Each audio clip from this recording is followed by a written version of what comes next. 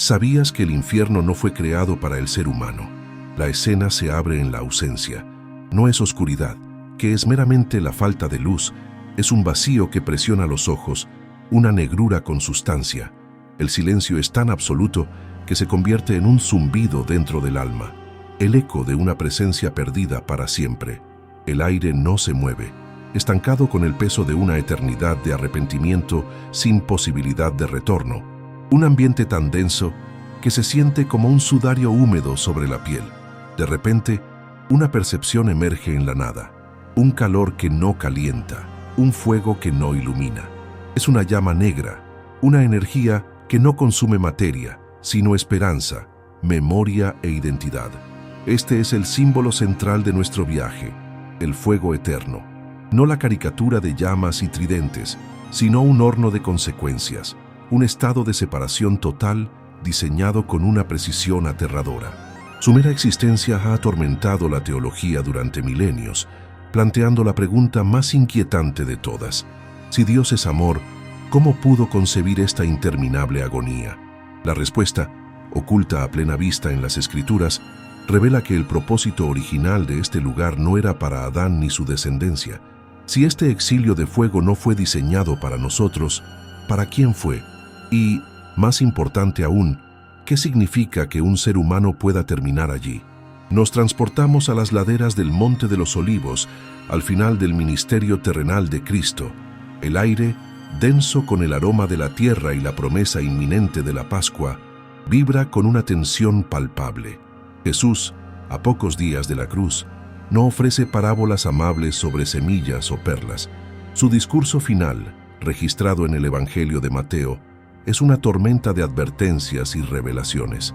Sus discípulos, hombres de piel curtida por el sol y corazones marcados por la duda, le han preguntado sobre el fin de los tiempos, esperando escuchar sobre la gloria restaurada de Israel y la humillación del Imperio Romano. En cambio, Jesús les entrega una visión del juicio final que trasciende toda geopolítica, una escena cósmica donde el Hijo del Hombre se sienta en su trono de gloria. Esta visión no es para aterrorizar, sino para anclar la fe de una iglesia naciente que enfrentará persecución, duda y falsas doctrinas. Es un ancla arrojada desde el final de los tiempos hasta su presente incierto. Si crees que Dios revela sus secretos a quienes lo buscan con sinceridad, suscríbete para que juntos descifremos los misterios de su palabra. Pero en el corazón de esta visión de juicio, en la separación definitiva de la humanidad, se esconde una verdad que hemos pasado por alto durante siglos, una frase que lo cambia todo. El dilema espiritual que esta escena presenta es profundo y personal. Hemos escuchado esta enseñanza, la parábola de las ovejas y los cabritos, tantas veces que su filo se ha desgastado. La imagen de un Dios que separa a la humanidad en dos grupos, uno destinado a la vida eterna y otro al castigo eterno, ha formado la base de incontables sermones, pero para muchos también ha sido una fuente de angustia. ¿Cómo puede un Dios, cuyo atributo principal es el amor, crear a seres a su imagen y semejanza, sabiendo que una porción de ellos terminará en un lugar de tormento sin fin? Esta aparente contradicción ha sido un arma en manos de los escépticos y una espina en el corazón de los creyentes. Nos obliga a confrontar la naturaleza de la justicia divina. ¿Es un sistema de retribución fría o la consecuencia inevitable de nuestras elecciones? La escena del juicio en Mateo 25 parece, a primera vista, confirmar la visión más severa. Un rey que pronuncia dos sentencias paralelas, una de bienvenida y otra de destierro. Se nos presenta como un camino con dos bifurcaciones, ambas diseñadas por el mismo arquitecto divino. Esta interpretación, sin embargo, crea una tensión casi insoportable con la revelación de un Dios que no quiere que ninguno perezca. ¿Y si hemos estado leyendo el veredicto de manera incompleta? ¿Y si la arquitectura de estos dos destinos revela una verdad sobre el corazón de Dios que hemos ignorado por siglos? La primera pista que desentraña este misterio no se encuentra en un complejo debate teológico, sino en la gramática precisa utilizada por Jesús. Es una pista escondida a plena vista, en la comparación directa de las dos sentencias. Primero, consideremos las palabras dirigidas a los justos, las ovejas a su derecha. En Mateo 25, versículo 34, el Rey dice: «Venid, benditos de mi Padre, heredad el reino preparado para vosotros desde la fundación del mundo». Observemos la especificidad. El reino, la vida eterna, la comunión con Dios, es un hogar diseñado a medida. Fue concebido con la humanidad en mente desde antes de que el tiempo existiera. La preposición «para vosotros» establece una intención original, un propósito de diseño. Es una invitación a una herencia, no la obtención de un premio. Ahora, contrastemos esto con la sentencia pronunciada a los de la izquierda. El versículo 41 declara: «Apartaos de mí, malditos, al fuego eterno preparado para el diablo y sus ángeles». La estructura paralela nos lleva a esperar que dijera «preparado para vosotros», pero no lo hace. El destinatario previsto es completamente diferente. El reino fue preparado para la humanidad. El fuego fue preparado para una entidad no humana y sus cohortes. Esta distinción no es un detalle menor. Es la primera grieta en la pared de nuestra comprensión tradicional. Nos obliga a preguntar: si el infierno no fue hecho para nosotros, ¿cómo es posible que alguien termine allí? Esta distinción gramatical, tan sutil y a la vez tan sísmica, nos obliga a abandonar el terreno familiar de Mateo 25 y adentrarnos en la prehistoria del cosmos, en el tiempo antes del tiempo, donde se gestó la primera rebelión. Para comprender por qué el fuego fue preparado para el diablo y sus ángeles, debemos entender la naturaleza de su caída. Textos como Isaías 14 y Ezequiel 28, aunque dirigidos a reyes terrenales, han sido interpretados por la teología como ventanas a la caída de Lucifer, el portador de luz. Su pecado no fue un desliz ni un acto de debilidad o engaño.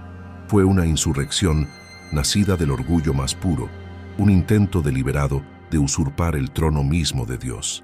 Subiré al cielo, en lo alto, junto a las estrellas de Dios, levantaré mi trono, declara la figura en Isaías. Esta no es la voz de un hijo descarriado, es la declaración de un rival, un acto de alta traición cósmica. Los ángeles que le siguieron no fueron víctimas inocentes, sino coconspiradores en un golpe de estado contra la soberanía del Creador.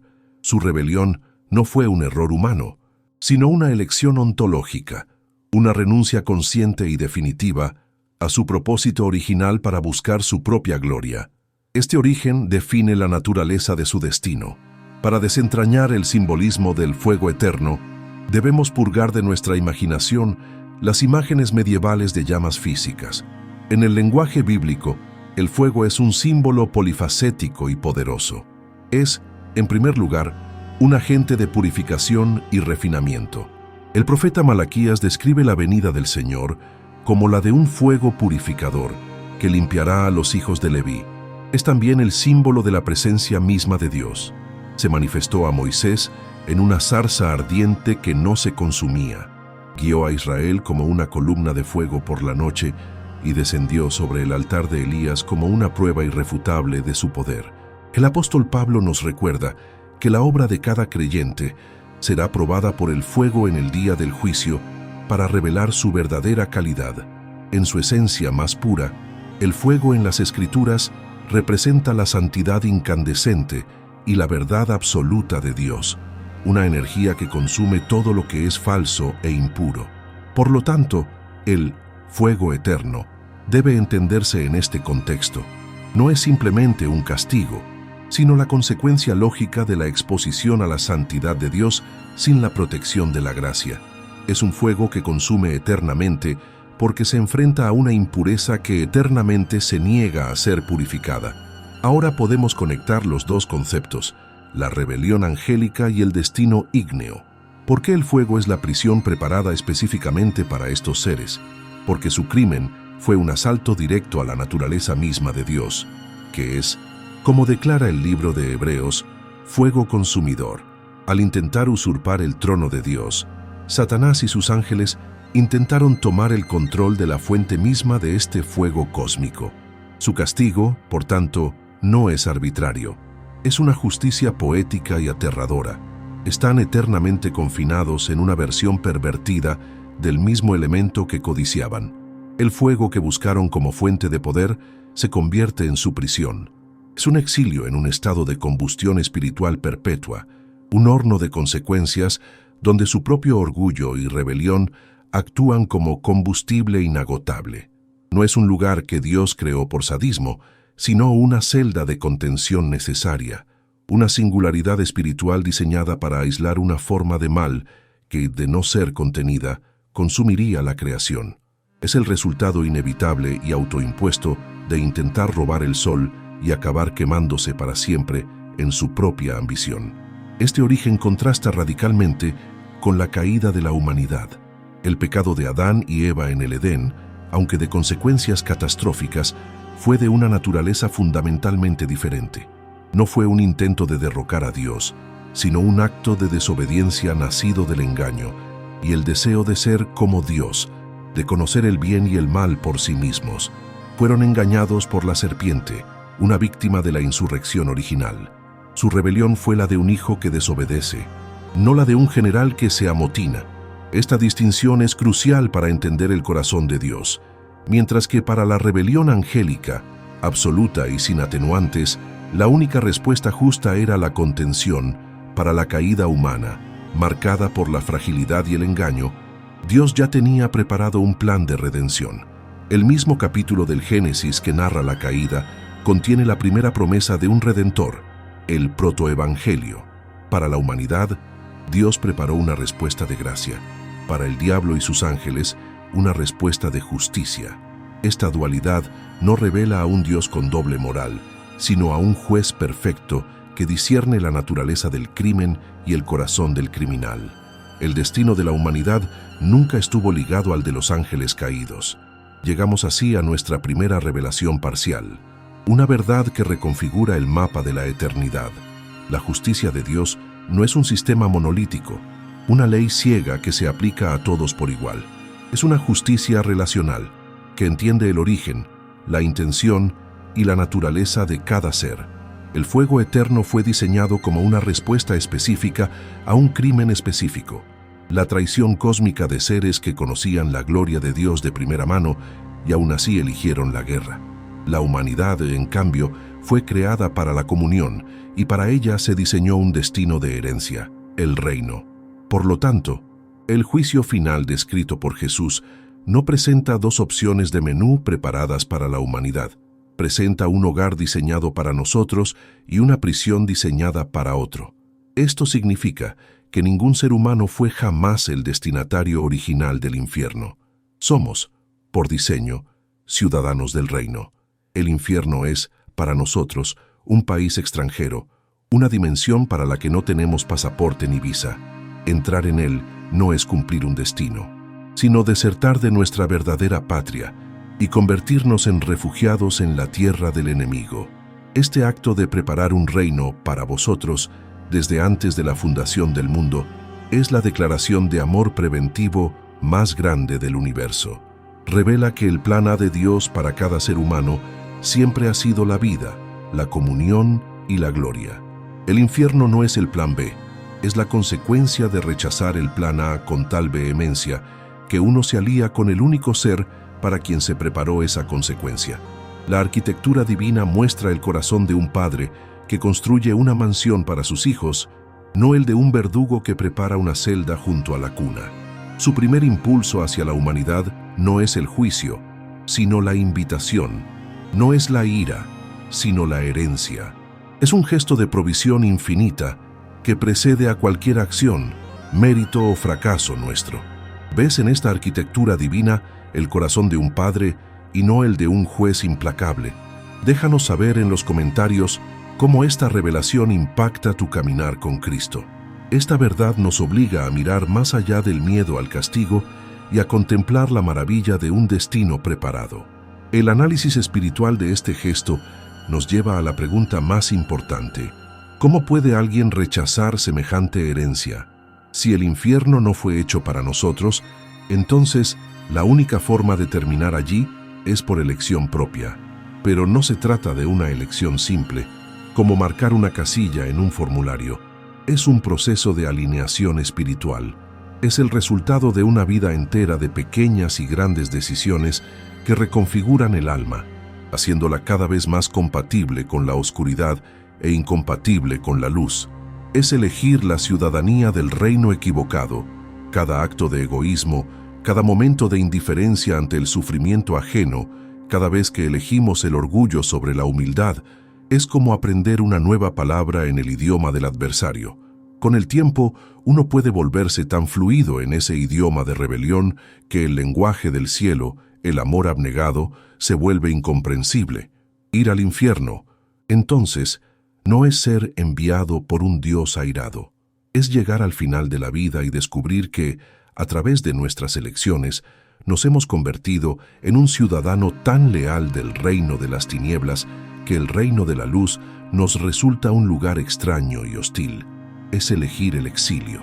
Esto arroja una nueva luz sobre el criterio que Jesús establece en el juicio: el trato a los más pequeños de mis hermanos, alimentar al hambriento, dar de beber al sediento, acoger al forastero. Estas no son obras para ganar puntos de salvación, son la prueba de ciudadanía, son los actos que demuestran en qué reino opera nuestro corazón. El reino de Dios es un reino de servicio, empatía y amor sacrificial, porque su rey es aquel que lavó los pies de sus discípulos. El reino del adversario es uno de autopreservación, indiferencia y orgullo, porque su príncipe busca ser servido, no servir. Por lo tanto, cuando descuidamos al necesitado, no estamos simplemente rompiendo una regla moral, estamos declarando nuestra lealtad. Estamos mostrando que nuestro corazón está alineado con los principios del reino para el cual se preparó el fuego. El juicio final no pregunta, ¿creíste en las doctrinas correctas?, sino, ¿viviste según la constitución del reino al que decías pertenecer? Nuestras acciones son el juramento de lealtad de nuestra alma. Aquí es donde la teología de la cruz se vuelve el centro de todo el drama cósmico. Si todos hemos pecado, si todos, en algún grado, hemos actuado como ciudadanos del reino equivocado, ¿cómo podemos reclamar nuestra herencia en el reino preparado para nosotros? La respuesta es la cruz de Cristo. Es la intervención divina que resuelve esta crisis de identidad. En la cruz, el Rey del reino de la luz se hizo ciudadano de nuestro mundo caído, tomó sobre sí la pena de nuestra traición y nos ofreció un pasaporte nuevo, sellado con su propia sangre. La cruz es el programa de amnistía de Dios para los traidores. Es el puente construido sobre el abismo que separa nuestra naturaleza caída de nuestro destino preparado. Nos permite renunciar legalmente a nuestra ciudadanía en el reino de las tinieblas y ser adoptados oficialmente como hijos del Rey, herederos legítimos del reino preparado para nosotros desde la fundación del mundo. Sin la cruz, nuestra alineación con la rebelión nos llevaría inevitablemente a compartir el destino del rebelde original. Con la cruz, se nos ofrece un camino de regreso a casa. Esta comprensión resuelve la aparente tensión entre el amor y la justicia de Dios.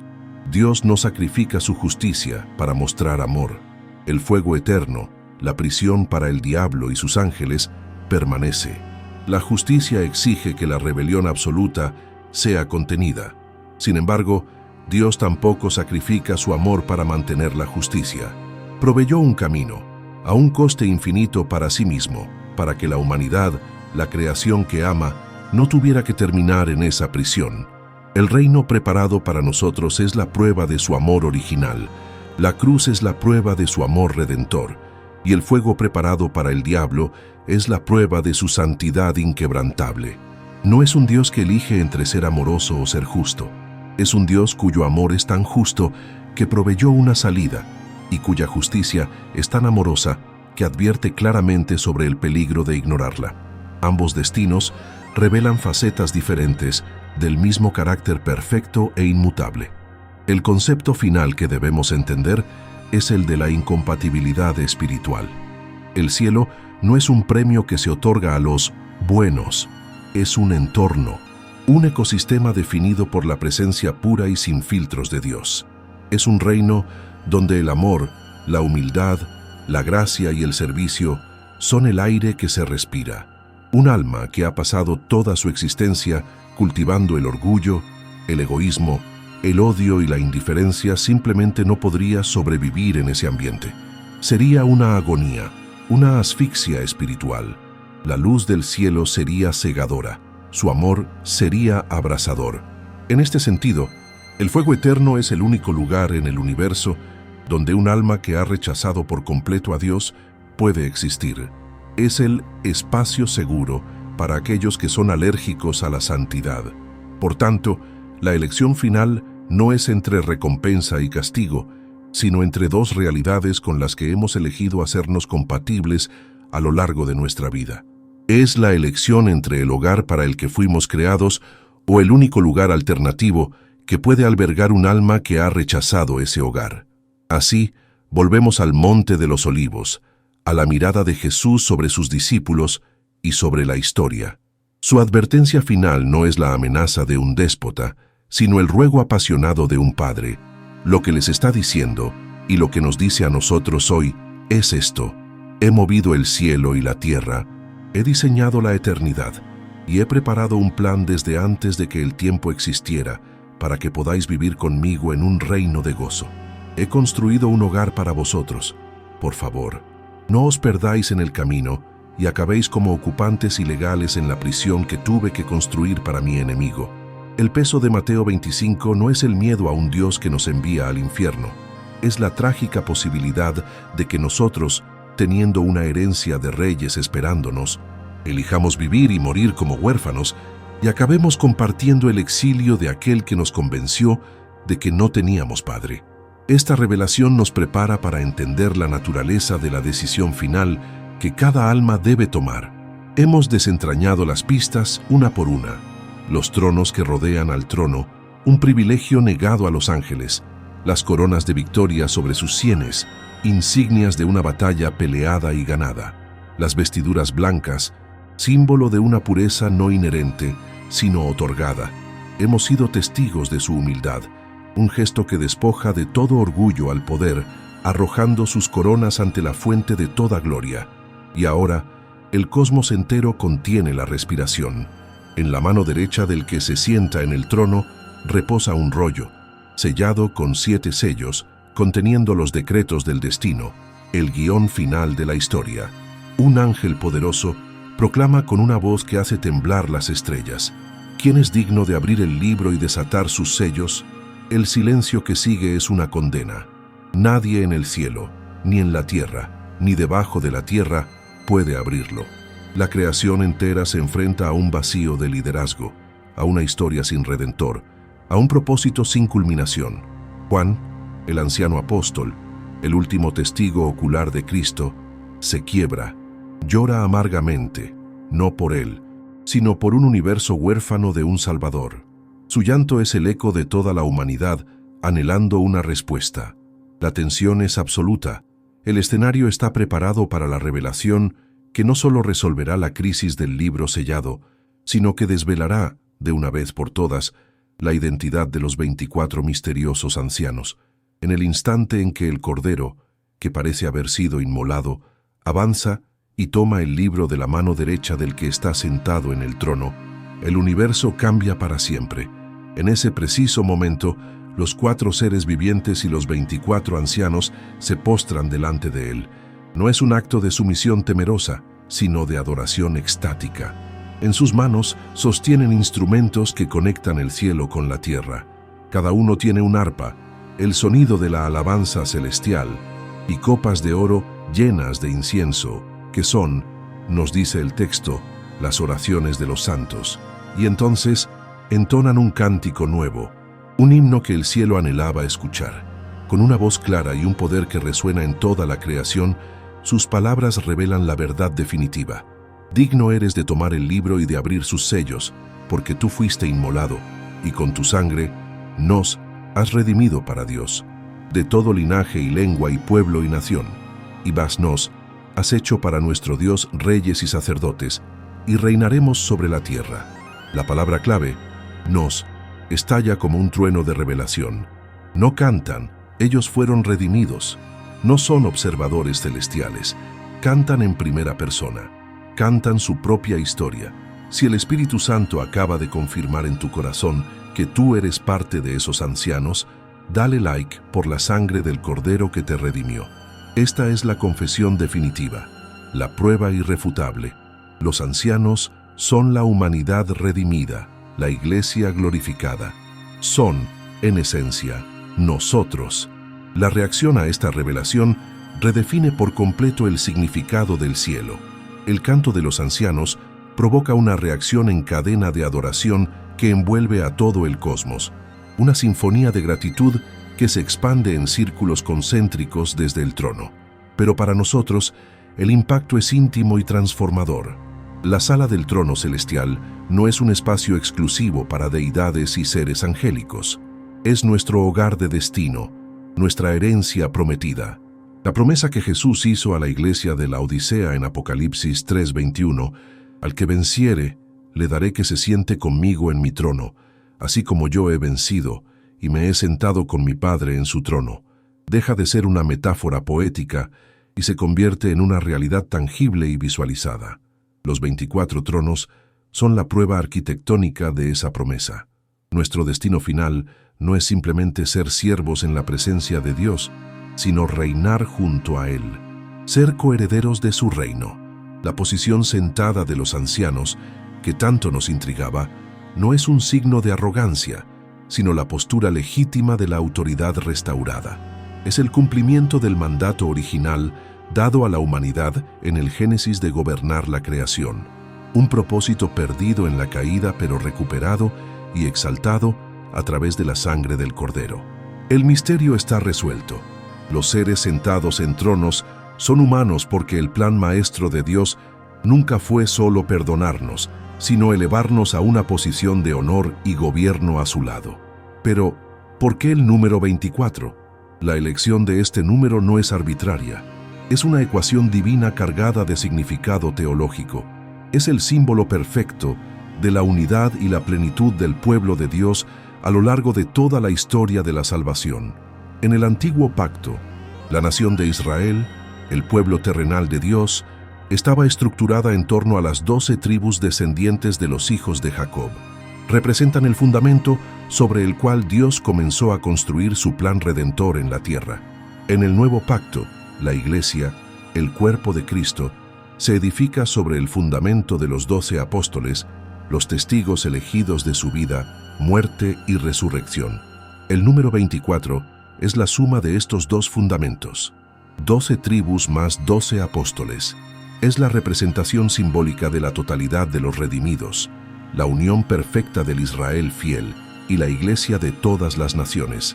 Estos ancianos no representan solo a un grupo o a una época, sino al único y completo pueblo de Dios, desde Abel hasta el último mártir, reunidos en un solo cuerpo gobernante. Son el parlamento del cielo, el senado de los santos, la familia completa de Dios, por fin reunida en su función de gobierno eterno. Esta verdad monumental hace añicos nuestra comprensión limitada de la salvación. Ser salvo no es simplemente obtener un billete para escapar del infierno, es recibir una invitación a una coronación. Es una restauración a una posición de intimidad, honor y autoridad que supera incluso la de los seres angélicos más elevados. Esta visión no fue dada a Juan como un simple dato teológico, sino como un ancla de esperanza para una iglesia que sufría una persecución brutal. Era un recordatorio divino de que sus sufrimientos presentes no eran en vano. Estaban forjando en ellos un eterno peso de gloria. Las pruebas y tribulaciones en la tierra no eran castigos, sino el campo de entrenamiento para su futuro reinado. Esta revelación está diseñada para transformar nuestra perspectiva de las luchas diarias. Ya no son obstáculos sin sentido, sino parte del currículo divino que nos prepara para ocupar nuestro trono. La visión de los 24 ancianos no es un escape de la realidad, sino un combustible para perseverar en ella. Si este es nuestro destino glorioso, si un trono nos espera, la pregunta inevitable que resuena desde el cielo hasta nuestro corazón es: ¿cómo debemos vivir hoy a la luz de lo que seremos mañana? La visión de los ancianos no es un final, sino un principio. Es el punto de partida para una vida vivida con propósito eterno. Esta revelación nos obliga a reevaluar todo: nuestras prioridades, nuestras ambiciones, la forma en que enfrentamos el sufrimiento y cómo administramos nuestras victorias. Si estamos destinados a juzgar al mundo e incluso a los ángeles, como afirma el apóstol Pablo, entonces cada decisión que tomamos aquí y ahora es una preparación para esa responsabilidad. La integridad con la que manejamos los asuntos pequeños en la tierra determina la autoridad que se nos confiará en la eternidad. La compasión que mostramos a los demás es un ensayo de la justicia misericordiosa que administraremos desde nuestro trono. La humildad con la que servimos aquí es el requisito previo para gobernar allá. Los 24 ancianos no son simplemente un consuelo para el futuro, son un desafío para nuestro presente. Nos llaman a vivir como la realeza en el exilio, a actuar no como víctimas de nuestras circunstancias, sino como herederos de un reino inquebrantable, cuya ciudadanía celestial informa cada uno de nuestros actos terrenales. Las implicaciones prácticas de esta verdad son profundas y transformadoras. La corona que cada anciano lleva, la Estéfanos, no es una diadema de realeza por nacimiento, sino la corona del vencedor, la guirnalda otorgada al atleta que ha corrido la carrera y ha ganado. Esto significa que nuestra vida actual es esa carrera, esa competencia. Cada vez que elegimos la fe sobre el miedo, el perdón sobre el rencor, la pureza sobre la tentación, estamos añadiendo joyas a esa corona. Cada acto de servicio silencioso, cada oración intercesora, cada palabra de aliento a un hermano que sufre, son los hilos de oro con los que se teje nuestra vestidura blanca. La visión de nuestro futuro como reyes y sacerdotes nos da una razón para perseverar cuando sentimos el deseo de rendirnos. Nos da la fuerza para mantenernos firmes en un mundo que intenta doblegar nuestros valores. Ya no vivimos para la jubilación, vivimos para la coronación. No trabajamos por un sueldo, invertimos para una herencia eterna. Esta verdad nos libera del miedo a la muerte, pues la muerte deja de ser un final para convertirse en una graduación, un paso a través del velo hacia la sala del trono que nos ha sido preparada. Simbólicamente, el viaje que hemos hecho juntos, desde la desconcertante pregunta inicial hasta esta gloriosa revelación, refleja el propio viaje del creyente.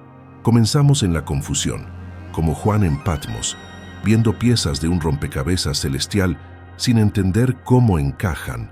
Nos enfrentamos al misterio de los tronos, las coronas y la aparente contradicción de humanos en una posición tan elevada.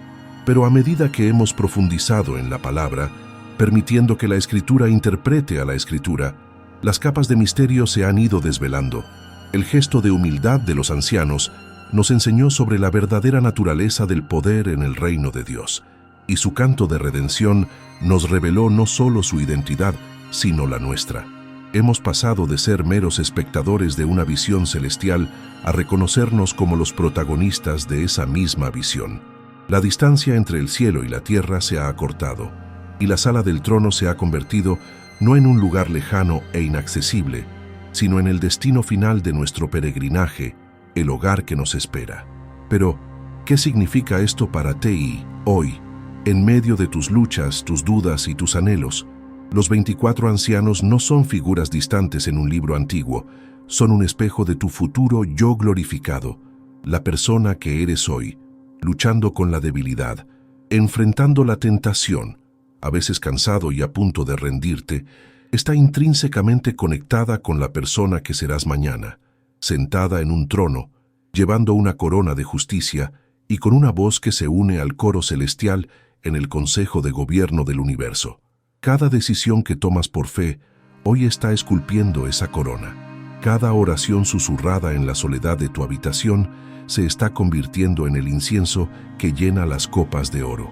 Cada acto de amor sacrificial, no visto por los hombres pero conocido por Dios, está preparando tu vestidura blanca. La visión de los ancianos no es un llamado al escapismo, sino un combustible para la perseverancia.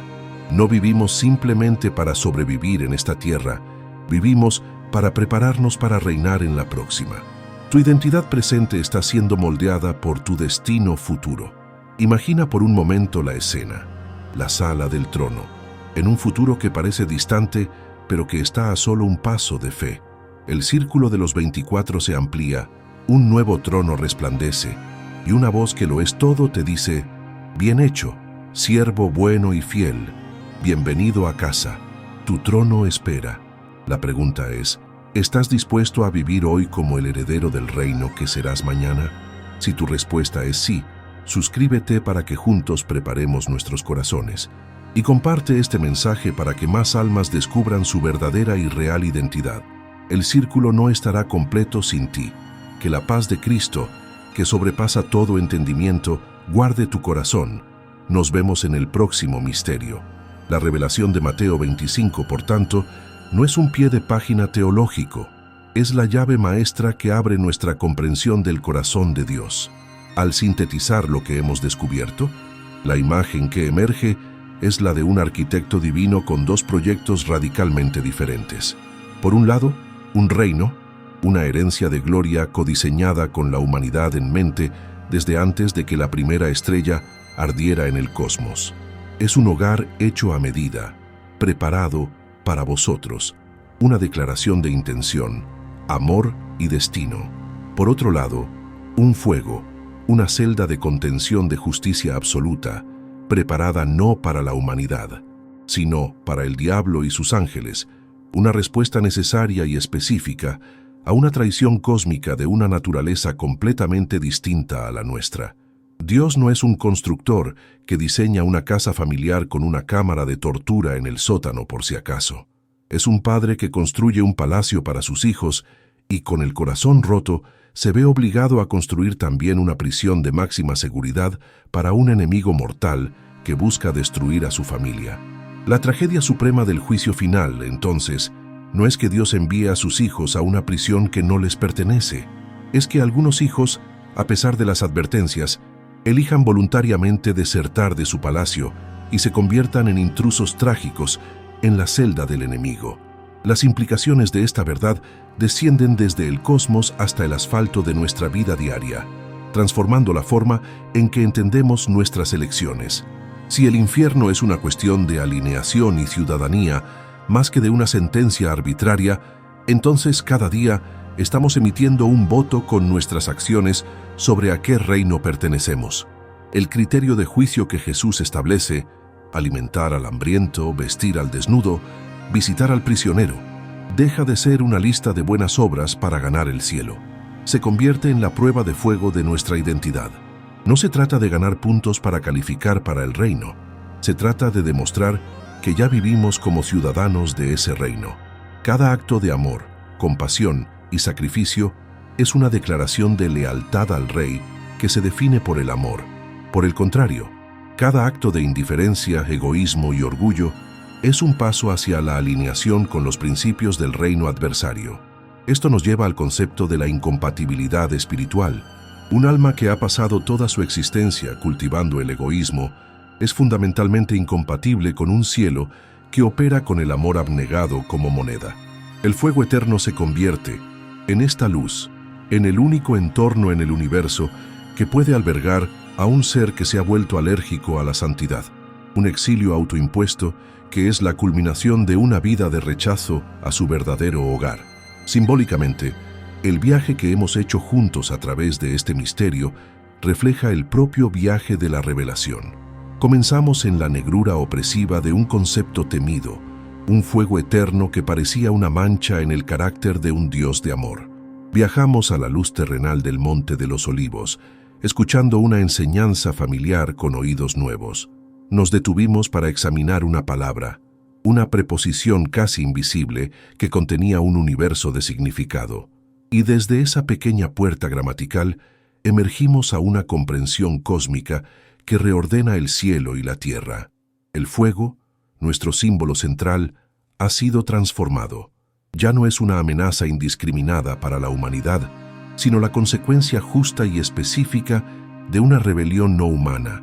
La oscuridad del principio ha sido disipada no por una respuesta fácil, sino por una verdad más profunda y solemne. El foco se ha desplazado del miedo a un Dios airado a la trágica seriedad de la elección humana. La pregunta final que resuena en el silencio ya no es si Dios es cruel, sino qué ciudadanía elegiremos reclamar y qué hogar, finalmente, llamaremos nuestro. Pero, ¿qué significa todo esto para ti, hoy, en medio de tus batallas, tus dudas y tus anhelos? Significa que el infierno nunca fue tu destino. No eres un candidato a la condenación. Eres un heredero de un reino que te ha estado esperando desde antes de la fundación del mundo. El Dios que diseñó ese hogar para ti no es ajeno a tu cansancio, a tu lucha contra el pecado o a las veces que sientes que has fallado. La realidad de ese reino preparado no es un cuento de hadas para el futuro, es el combustible para tu presente. Cada vez que eliges el perdón sobre la amargura, estás aprendiendo el idioma de tu patria. Cada acto de amor desinteresado, no visto por los hombres pero celebrado en el cielo, es un hilo de oro en la vestidura real que te espera. Cada oración susurrada en la oscuridad se convierte en el incienso que llena las copas de oro en la sala del trono. No vivimos para evitar una prisión, vivimos para prepararnos para un palacio. Nuestra identidad no se define por nuestros fracasos pasados, sino por nuestro destino preparado. Imagina por un instante la escena final, la sala del trono, la luz indescriptible, la sinfonía de adoración, y en medio de todo, un lugar que ha estado vacío, esperando. Una voz que es a la vez trueno y hogar te llama por tu nombre y dice, bienvenido, estábamos esperándote. Hemos viajado de la pregunta a la revelación, del temor a la herencia, de ser espectadores a reconocernos como protagonistas. Si esta revelación ha transformado tu comprensión de quién eres en Cristo, comparte este mensaje. Tu obediencia puede cambiar el destino eterno de alguien. Suscríbete si estás comprometido a descubrir más verdades ocultas en la palabra. El reino fue preparado para ti. No dejes que tu silla permanezca vacía. Que la paz de Cristo, que sobrepasa todo entendimiento, guarde tu corazón. Nos vemos en el próximo misterio.